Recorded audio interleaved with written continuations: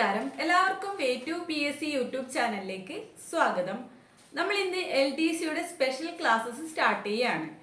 കഴിഞ്ഞ വീഡിയോയിൽ നമ്മൾ LDCയുടെ സിലബസ് അപ്ലോഡ് ചെയ്തിട്ടുണ്ട്. നമ്മൾ LDC ക്ലാസ്സസ് എന്ന് പറഞ്ഞിട്ട് ഒരു പ്ലേലിസ്റ്റ് ക്രിയേറ്റ് ചെയ്തിട്ടുണ്ട്. അതിലൂടെയാണ് വീഡിയോസ് എല്ലാം അപ്ലോഡ് ചെയ്യുന്നത്. അപ്പോൾ ഇനിയുള്ള വീഡിയോസ് എല്ലാം നമ്മൾ അതിൽ അപ്ലോഡ് ചെയ്യും. അപ്പോൾ നമ്മൾ സിലബസിൽ പറഞ്ഞത് വെച്ച് ഇന്ത്യൻ ഭരണഘടനയുടെ ഭാഗം നമുക്കിന്ന് പഠിക്കാം. ഇന്ത്യൻ ഭരണഘടനയ്ക്ക് 5 മാർക്കാണ് PSC നമുക്ക് തരുന്നത്. അതിലുള്ള പ്രധാനപ്പെട്ട ടോപ്പിക് എന്ന് പറയുന്നത് ഭരണഘടനാ നിർമ്മാണ സമിതി, ആമുഖം, പൗരത്വം, മൗലികാവകാശങ്ങള്, മൗലിക കർത്തവ്യങ്ങള്, നിർദ്ദേശക തത്വങ്ങള്, പിന്നെ കുറച്ച് ഭരണഘടനാ ഭേദഗതികള്, പഞ്ചായത്തി രാജ്, ലിസ്റ്റുകള്, ഭരണഘടനാ സ്ഥാപനങ്ങളും അവയുടെ ചുമതലകൾ. ഇത്രയാണ് ഭരണഘടനയുടെ ഭാഗത്തിൽ വരുന്നത്.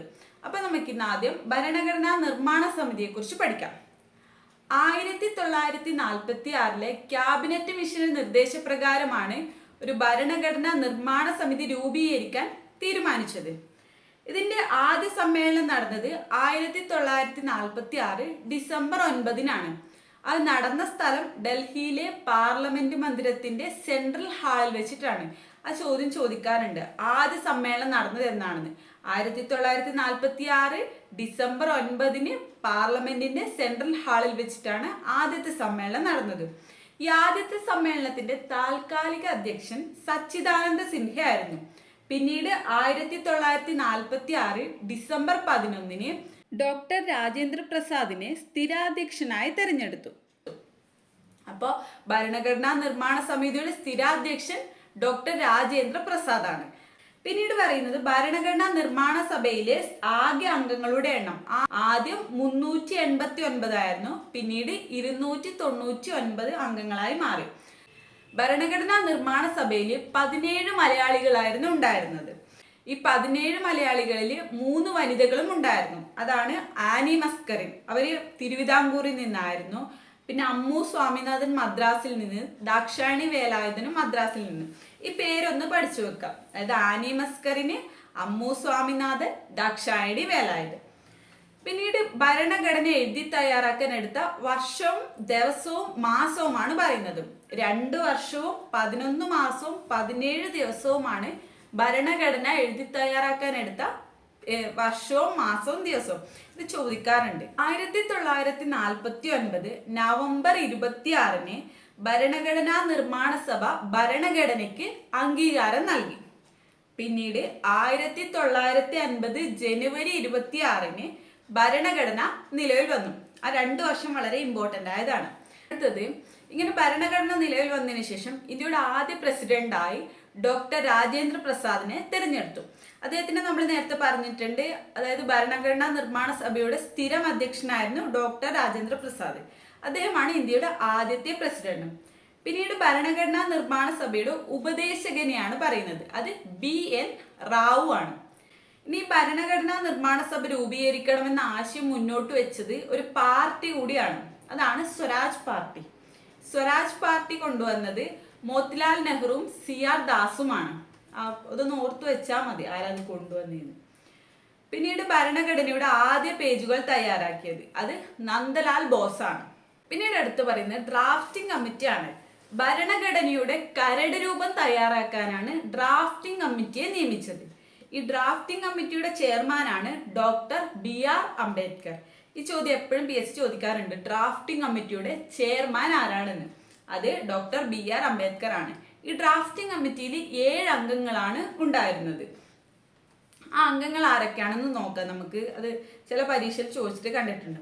KM Munshi, Muhammad Saadulla, Alladi Krishnaswamy Iyer, N Gopalaswamy Iyengar, DP Khaitan, അദ്ദേഹത്തിന്റെ നിര്യാണത്തിന് ശേഷം TT കൃഷ്ണമാചാരി, BL മിത്തന് പകരം N മാധവറാവു. ഇത്രയും അംഗങ്ങളാണ് ആ ഡ്രാഫ്റ്റിംഗ് കമ്മിറ്റിയിൽ ഉണ്ടായിരുന്നത്. ഇത്രയാണ് നമുക്ക് ഭരണഘടനാ നിർമ്മാണ സമിതിയെ കുറിച്ച് പഠിക്കാനുള്ളത്. ഇമ്പോർട്ടൻ്റ് ആയ കാര്യങ്ങളെല്ലാം നമ്മൾ പറഞ്ഞു. ഇത്രയും കാര്യങ്ങൾ മാത്രം നമ്മൾ ഭരണഘടനാ നിർമ്മാണ സഭയെ കുറിച്ച് പഠിച്ചാൽ മതി. അല്ലാണ്ട് ഒരുപാട് കാര്യങ്ങൾ പഠിച്ചിട്ടൊന്നും കാര്യമില്ല. ആവശ്യമുള്ള ഇത്ര കാര്യം മാത്രം പഠിച്ചാൽ മതി. ഇനി നമുക്ക് ഭരണഘടനയിലേക്ക് വരാം. ഇന്ത്യൻ ഭരണഘടനയിൽ ഇപ്പൊ നിലവില് 444 അനുച്ഛേദവും 24 ഭാഗവും 12 പട്ടികയുമാണ് ഉള്ളത്.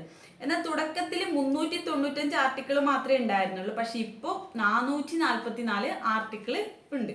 ഇനി നമുക്ക് ഭരണഘടനാ ഭേദഗതികൾ നോക്കാം. അത് ഇമ്പോർട്ടൻ്റ് ആയ ഭരണഘടനാ ഭേദഗതി. ആദ്യം 42ാം ഭേദഗതി നോക്കാം.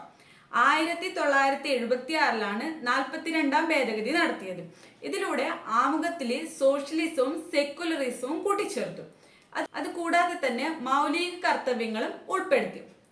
പിന്നീട് പറയുന്നത് 44ാം ഭേദഗതിയാണ്. ഈ 44ാം ഭേദഗതി നടന്നത് 1978 ഇതിലൂടെ ഈ സ്വത്തവകാശത്തെ മൗലികാവകാശമല്ലാതെയാക്കി മാറ്റി. അടിയന്തരാവസ്ഥ പ്രഖ്യാപിക്കുന്നതിൽ നിയന്ത്രണം കൊണ്ടുവന്നു. അടുത്ത ഭേദഗതിയാണ് 52ാം ഭേദഗതി. ഇത് 1986 52ാം ഭേദഗതി നടക്കുന്നത്. ഇതിലൂടെ കൂറുമാറ്റ നിരോധന നിയമമാണ് കൊണ്ടുവന്നത്. അപ്പൊ 42, 44, 52. അടുത്തത് 73ാം ഭേദഗതി. 1992 73ാം ഭേദഗതി നടന്നത്. ഇതിൽ പഞ്ചായത്ത് രാജ് സംവിധാനത്തെ കുറിച്ചാണ് പറയുന്നത്. ഈ പഞ്ചായത്ത് രാജ് സംവിധാനം 11ാമത്തെ പട്ടികയിൽ ഉൾപ്പെടുത്തി. അടുത്തത് 1992 തന്നെ 74ാം ഭേദഗതി. ഇത് നഗരപാലിക സംവിധാനത്തെ കുറിച്ചാണ് പറയുന്നത്. ഇതിന് 12ാമത്തെ പട്ടികയിൽ ഉൾപ്പെടുത്തി. അടുത്തത് 86ാം ഭേദഗതി. ഇത് 2002 നടന്നത്. 21A എന്ന വകുപ്പ് രൂപീകരിച്ച് വിദ്യാഭ്യാസത്തെ മൗലികാവകാശമാക്കി മാറ്റിയത് ഈ 86ാം ഭേദഗതിയിലൂടെയാണ്. ഇത് ഭയങ്കര ഇമ്പോർട്ടൻ്റ് ആയ ഒരു ഭരണഘടനാ ഭേദഗതിയാണ്. എന്തായാലും പഠിക്കണം. അടുത്തത് 91ാം ഭേദഗതി. ഈ 2003 നടന്നത്. അത് മന്ത്രിസഭാംഗങ്ങളുടെ എണ്ണം സഭയുടെ ആകെ അംഗങ്ങളുടെ 15% മാത്രമേ ആകാവൂ എന്നാക്കി മാറ്റി. അതാണ് 91ാം ഭേദഗതി. 2003 നടന്നത്. ഇത്രയാണ് ഇമ്പോർട്ടൻ്റ് ആയ ഭേദഗതികൾ. ഇനി നമുക്ക് 3 ലിസ്റ്റുകളെ കുറിച്ച് പഠിക്കാം. 246ാം അനുച്ഛേദത്തിലാണ് 3 തരം ലിസ്റ്റുകളെ പറ്റി പറയുന്നത്. Union list, state list, concurrent list. ഇതിൽ ആദ്യത്തേത് യൂണിയൻ ലിസ്റ്റ്. കേന്ദ്ര ഗവൺമെൻറ്റിൻ്റെ അധികാര പരിധിയിൽ വരുന്ന ദേശീയ പ്രാധാന്യമുള്ള വിഷയങ്ങളാണ് ഈ യൂണിയൻ ലിസ്റ്റിലുള്ളത്. ഈ യൂണിയൻ ലിസ്റ്റിലാകെ 100 വിഷയങ്ങളാണ് ഉള്ളത്. അത് ഏതൊക്കെയാണെന്ന് നോക്കാം. ഇത് PSC ചോദിക്കാറുണ്ട്. പ്രതിരോധം, റെയിൽവേ, അണുശക്തി, ബാങ്കിങ്, യുദ്ധവും സമാധാനവും, വിദേശ വ്യാപാരം, വിദേശകാര്യം, currency, post office, telegraph, census, തുറമുഖങ്ങൾ, ആദായ നികുതി, വ്യോമപഥം, പൗരത്വം ഇവയെല്ലാം യൂണിയൻ ലിസ്റ്റിൽ വരുന്നവയാണ്. അടുത്തത് സ്റ്റേറ്റ് ലിസ്റ്റ്. പ്രാദേശിക പ്രാധാന്യമുള്ള വിഷയങ്ങളിൽ നിയമനിർമ്മാണം നടത്താനുള്ള അധികാരം സ്റ്റേറ്റ് ഗവൺമെൻറ്റിനാണ്. ഇതിൽ 61 വിഷയങ്ങളാണുള്ളത്. അതേതൊക്കെയാണെന്ന് നോക്കാം. കൃഷി, പോലീസ്, ക്രമസമാധാനം, ജയിൽ, പ്രാദേശിക ഗവൺമെൻറ്, പൊതുജനാരോഗ്യം, മദ്യനിയന്ത്രണം, മൃഗസംരക്ഷണം, വ്യാപാരവും വാണിജ്യവും, ഗതാഗതം. അടുത്തത് കൺകറന്റ് ലിസ്റ്റ്. കേന്ദ്ര ഗവൺമെൻറ്റിനും സംസ്ഥാന ഗവൺമെൻറ്റിനും നിയമനിർമ്മാണം നടത്താൻ അധികാരമുള്ള ലിസ്റ്റാണ് ഈ കൺകറന്റ് ലിസ്റ്റ്. ഇതിൽ 52 വിഷയങ്ങളാണുള്ളത്. അതേതൊക്കെയാണെന്ന് നോക്കാം. വിദ്യാഭ്യാസം, വനങ്ങൾ, ദത്തെടുക്കലും പിന്തുടർച്ചയും, വിവാഹവും വിവാഹമോചനവും, തൊഴിൽ സംഘടനകൾ, പത്രങ്ങൾ, വൈദ്യുതി, പുസ്തകങ്ങൾ, വില നിയന്ത്രണം, ക്രിമിനൽ നിയമം ഇവയെല്ലാം കൺകറന്റ് ലിസ്റ്റിൽ വരുന്നവയാണ്. ഇതാണ് പ്രധാനപ്പെട്ട 3 ലിസ്റ്റും അവയിൽ വരുന്ന കാര്യങ്ങളെല്ലാം.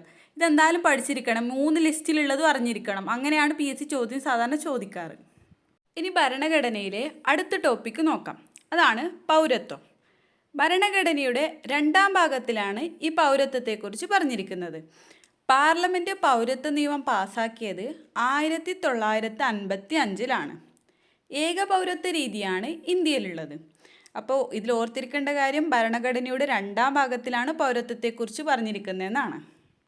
5 തരത്തിൽ പൗരത്വം നേടാമെന്ന് ഇന്ത്യൻ ഭരണഘടനയിൽ പരാമർശിച്ചിട്ടുണ്ട്. അത് ഏതൊക്കെ തരമാണെന്ന് നോക്കാം. ആദ്യത്തേത് ജന്മസിദ്ധ പൗരത്വം, രണ്ടാമത്തേത് പിന്തുടർച്ചാ വഴിയുള്ള പൗരത്വം, മൂന്നാമത്തേത് ചിരകാലവാസം വഴിയുള്ള പൗരത്വം, അടുത്തത് രജിസ്ട്രേഷൻ വഴിയുള്ള പൗരത്വം, അടുത്തത് പ്രദേശ സംയോജനം വഴിയുള്ള പൗരത്വം. ഇതിലേതെങ്കിലും ഒരു തരത്തിൽ നമുക്ക് ഇന്ത്യയിൽ പൗരത്വം നേടാൻ സാധിക്കും. വിദേശിയായ ഒരാൾക്ക് 5 വർഷം ഇന്ത്യയിൽ ജീവിച്ചതിന് ശേഷം പൗരത്വത്തിന് വേണ്ടി അപേക്ഷിക്കാം. നമ്മൾ ഇന്ത്യയിൽ പൗരത്വം എങ്ങനെ നേടാമെന്ന് പറഞ്ഞു. എന്നാൽ ചില കാരണങ്ങൾ കൊണ്ട് പൗരത്വം നമുക്ക് നഷ്ടപ്പെടുകയും ചെയ്യാം. അതാണ് സ്വയം വേണ്ടെന്ന് വെക്കുക. രണ്ടാമത്തേത്, മറ്റൊരു രാജ്യത്തിൻ്റെ പൗരത്വം സ്വീകരിച്ചാൽ നമുക്ക് ഇന്ത്യൻ പൗരത്വം നഷ്ടപ്പെടും. അടുത്തത്, മാതൃരാജ്യത്തോട് നമ്മൾ കൂറ് പുലർത്താതിരുന്നാലും നമുക്ക് ഇന്ത്യൻ പൗരത്വം നഷ്ടപ്പെടും.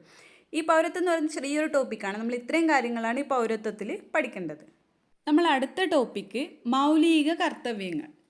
1976 42-ാം ഭേദഗതിയിലൂടെയാണ് ഈ മൗലിക കർത്തവ്യങ്ങൾ ഇന്ത്യൻ ഭരണഘടനയിൽ ഉൾപ്പെടുത്തിയത്. ഇന്ത്യൻ ഭരണഘടനയുടെ ഭാഗം 4A-യിൽ 51-ാം വകുപ്പിലാണ് ഈ മൗലിക കടമകൾ ഉള്ളത്. ആകെ 10 മൗലിക കർത്തവ്യങ്ങളായിരുന്നു ആദ്യമുണ്ടായിരുന്നത്. പിന്നീട് 2002-ൽ 86-ാം ഭേദഗതിയിലൂടെ ഒരു മൗലിക കർത്തവ്യം കൂടി അതിലേക്ക് കൂട്ടിച്ചേർത്തു. ഇപ്പോൾ അതുകൊണ്ട് 11 മൗലിക കർത്തവ്യങ്ങളാണുള്ളത്. റഷ്യൻ ഭരണഘടനയിൽ നിന്നാണ് ഇന്ത്യ മൗലിക കർത്തവ്യങ്ങൾ എന്ന ആശയം കടമെടുത്തത്. സ്വരൺ സിംഗ് കമ്മിറ്റിയുടെ നിർദ്ദേശപ്രകാരമാണ് ഈ മൗലിക കർത്തവ്യങ്ങൾ ഇന്ത്യൻ ഭരണഘടനയിൽ ഉൾപ്പെടുത്തിയത്. ഇന്ത്യൻ ഭരണഘടനയിൽ മൗലിക കർത്തവ്യങ്ങൾ ഉൾപ്പെടുത്തിയത് അന്നത്തെ പ്രധാനമന്ത്രി ആയിരുന്ന ഇന്ദിരാഗാന്ധിയാണ്. നമ്മൾ പറഞ്ഞു 11 മൗലിക കർത്തവ്യങ്ങളുണ്ടെന്ന്. അതിൽ കുറച്ചെണ്ണം ഒന്ന് പറയാം. ഭരണഘടനയെ അനുസരിക്കുക, സ്വാതന്ത്ര്യ സമരത്തിന് ഉത്തേജനം പകർന്ന ഉന്നത ആശയങ്ങളെ പിന്തുടരുക, പരമാധികാരവും ഐക്യവും അഖണ്ഡതയും നിലനിർത്തുകയും സംരക്ഷിക്കുകയും ചെയ്യുക, എല്ലാ രക്ഷിതാക്കളും കുട്ടികൾക്ക് പ്രാഥമിക വിദ്യാഭ്യാസം നൽകേണ്ടത് അവരുടെ ചുമതലയാണ്, പരിസ്ഥിതിയെ സംരക്ഷിക്കുകയും മെച്ചപ്പെടുത്തുകയും ചെയ്യുക. ഇങ്ങനെ 11 മൗലിക അവകാശങ്ങളാണുള്ളത്. ഇതെല്ലാം ഏതാണെന്ന് ഒന്ന് നോക്കി വെക്കണം.